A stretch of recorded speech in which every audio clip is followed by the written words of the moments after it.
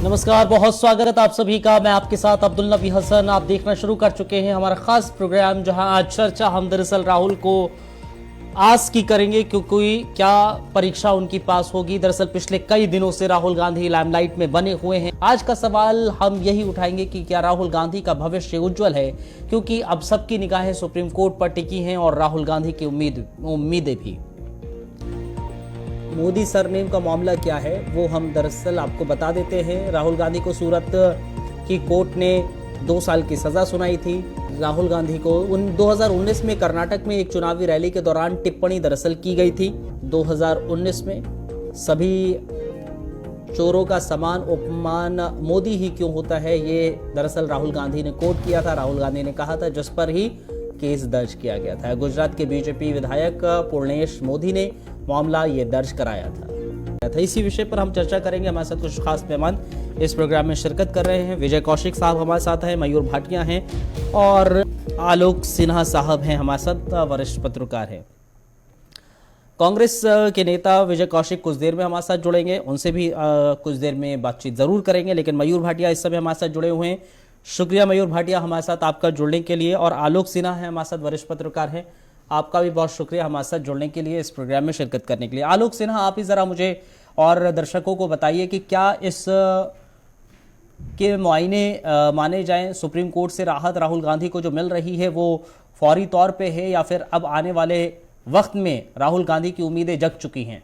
देखें, जैसा कि हम अगर बात करें मोदी को लेकर कि मोदी सरनेम पे ऐसा बोला गया, उपनाम पे इस तरीके का राहुल गांधी ने कमेंट किया, तो सबसे बड़ी चीज है कि इतने बड़े नेता को इस तरीके से किसी के उपनाम पे ऐसा बोलने का अधिकार नहीं है। आप राजनीति कर रहे हैं, आप किसी के साथ और वो भी पूरे मोदी समाज को आप उस तरीके से कि उपनाम, मोदी का जो उपनाम होता है वो चोरों का ही होता है। दूसरी चीज है कि गुजरात में जब इनको 2 साल की सजा सुनाई गई, लेकिन 2 साल की सजा सुनाने के बाद इनको 27 मिनट के बाद इनको छोड़ भी दिया गया था। अब इन्होंने अर्जी दाखिल की है। लोकतंत्र में अर्जी दाखिल करने का सबको अधिकार है और ये कोर्ट फैसला करेगी कि इनके साथ क्या करना चाहिए, क्या नहीं करना चाहिए, तो ये कोर्ट के ऊपर ही निर्भर करता है।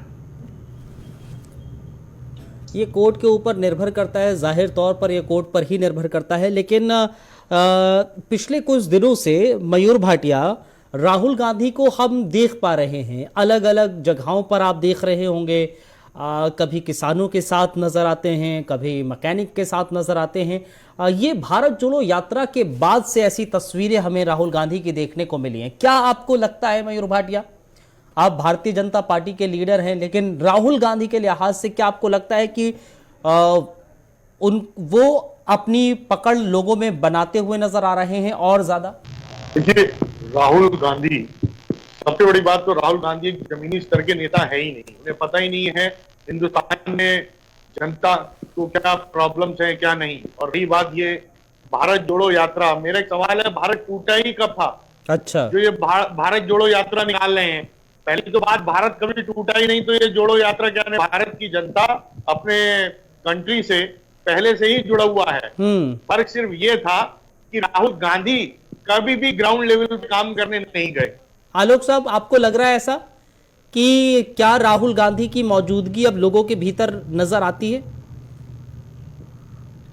देखें, मैं जैसा कहना चाहूंगा कि जो भारत जोड़ो यात्रा की अगर बात करते हैं तो ये बात तो सही है कि भारत टूटा नहीं था, लेकिन हर राजनीतिक पार्टी को एक नए नए चीजें करने की एक इच्छा जाहिर होती है कि हर तरीके से लोगों के साथ जुड़ना चाहते हैं। जैसे अभी आप कह रहे थे कि वो हरियाणा में दिख रहे हैं, मैकेनिक के साथ दिख रहे हैं, खेतों में दिख रहे हैं, क्योंकि आप कांग्रेस के एक प्रखर नेता है। प्रखर नेता इसलिए कहा क्योंकि वो बहुत बार कांग्रेस के अध्यक्ष भी रह चुके हैं, तो उनको उस लेवल की बयानबाजी भी करनी चाहिए।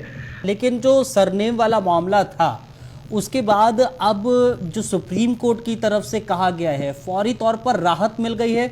अब उम्मीदें राहुल गांधी की जग चुकी है और कांग्रेस की भी और जग गई है। दूसरी तरफ तो आज मीटिंग भी बाकायदा विपक्ष की हुई है और उस मीटिंग के बाद क्या आपको लग रहा है कि आने वाले 2024 के इलेक्शन से पहले कांग्रेस और विपक्षी दल थोड़े से मजबूत नजर आते हैं? देखें हसन भाई, सबसे बड़ी चीज है कि अगर हम राहुल गांधी जी की सिर्फ बात कर रहे हैं तो आप समझे मेरी बात को कि राहुल गांधी एक तो 6 साल के लिए निष्कासित हो चुके हैं, सबसे पहली बात। दूसरी बात, सांसद होने के बाद भी उनको अगर अपने संसदीय पद से इस्तीफा देना पड़ा या उनका पद गया तो आप समझे कि उनका तकरीबन 8 साल तो खराब हो जाएगा ना। कांग्रेस का पक्ष रखने के लिए मोहिंदर जी हैं हमारे साथ। शुक्रिया आपका मोहिंदर जी। क्या आपको नजर आया है मोहिंदर जी इस पूरे मामले में? देखिए, एक साजिश है, साजिश। सारे कांग्रेसी चोर हैं, सारे कांग्रेसी भ्रष्टाचारी हैं, तो क्या मतलब प्रधानमंत्री का क्या मतलब होता है? सारे कांग्रेसी जो ईमानदार है लोग वो पहुंच जाए कोर्ट में कि साहब इस आदमी को डिफाई करो, क्या मतलब है इस चीज का? ना साहब, आलोक सिन्हा साहब, आ रहा हूं मोहिंदर जी, आ रहा हूं। आप ज्ञान बढ़ाइएगा और बताइए।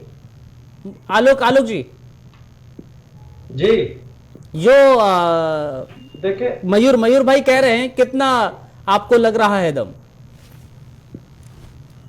देखे हसन भाई, मैं जो कहना चाहता हूं, अगर हम विपक्ष पार्टी की बात करें, विपक्षी पार्टी की बात करें तो कभी ये भी विपक्षी थे बीजेपी वाले और पक्ष में कांग्रेस वाले थे, तो पक्ष और विपक्ष चलता रहेगा। लेकिन मेरा मानना है कि किसी के सरनेम पे किसी को बोलने का अधिकार नहीं है, चाहे वो कोई भी नेता हो, कोई भी मंत्री हो, और अगर वो बोलता है तो वो पूरे समाज का गुनहगार है। या मैं एक चीज समझना चाह रहा हूं और ये वाकई में व्यूअर्स भी समझना चाहेंगे कि क्या सिर्फ राहुल गांधी वाहिद ऐसे शख्स हैं कि जिन्होंने ऐसी टिप्पणी की हो? हसन भाई, तो हमें लगता है, मैं पहले ही बड़ा क्लियर किया कि वो चाहे कोई भी नेता हो, कोई भी मंत्री हो, एग्जैक्टली और उसमें भी हमें कभी भी प्रधानमंत्री जो उस पद पे बैठा हुआ है उसके सरनेम के साथ कभी भी। ठीक है, मोहिंदर जी बोलिए, क्या बोलना चाह रहे थे? मर्यादा रखनी चाहिए। राहुल गांधी जी ने जो नाम लिए वो सारे चोर डकैत हैं, हिंदुस्तान से पैसा छीनकर बाहर भागे हुए हैं। आप मोदी सरनेम की एक आसरा लेकर, सहारा लेकर, क्या उनको गरिमामय करना चाहते हैं? उनको प्रोटेक्शन देना चाहते हैं? आज तक उनमें से कोई भी आदमी हिंदुस्तान की सरहद में लाया गया? एक भी? ना नीरव मोदी, ना चौकसी। ठीक, सबसे पहले एक सवाल मैं आपसे पूछूंगा भाई साहब, और आप सभी से मैं एक क्रिस्टल क्लियर आपसे पूछता हूं, अगर किसी व्यक्ति से बोलने में गलती हो जाए तो क्या उसे माफी मांगने में शर्म आनी चाहिए क्या? दूसरी बात, कोर्ट ने जब राहुल गांधी को कहा कि आप माफी मांग सकते हैं, आप कोई एक्शन नहीं होगा अगर आप माफी मांग देंगे, तो राहुल गांधी ने माफी मांगने से क्यों मना कर दिया? अगर माफी मांग लेते, तो लीजिए, एक सवाल का जवाब दूंगा आप। ठीक है, मेरे पास वक्त इतना ही है। बहुत बहुत शुक्रिया आप तीनों का हमारे साथ जुड़ने के लिए और इस डिबेट का हिस्सा बनने के लिए बहुत शुक्रिया। आप व्यूअर्स का भी, आप लोग इस प्रोग्राम में आप लोगों ने शिरकत की। एक छोटा सा हम ब्रेक ले रहे हैं, ब्रेक के उस पर खबरों का सिलसिला जारी।